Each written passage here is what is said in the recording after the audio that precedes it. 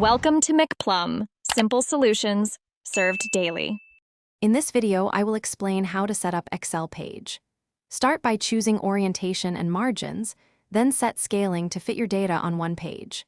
Check header and footer options for titles and page numbers, and preview the print layout to avoid cutoffs. Save a custom page setup for reuse, and test with sample print to confirm column widths, row heights, and page breaks before finalizing your spreadsheet. Add clear headers and footers to keep multi-page sheets organized and professional. Use the center header for the sheet title and the right footer for page numbers or date stamps so readers know context. Insert a small logo if needed, but keep it subtle to avoid wasting space.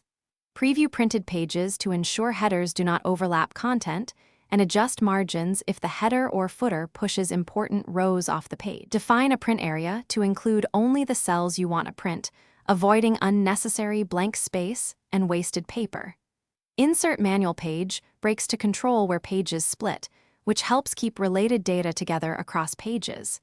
Enable repeat header rows to ensure column headings appear on every printed page for readability.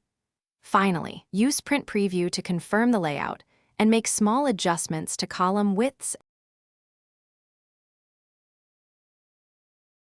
Thanks for watching. Stay juicy and subscribe.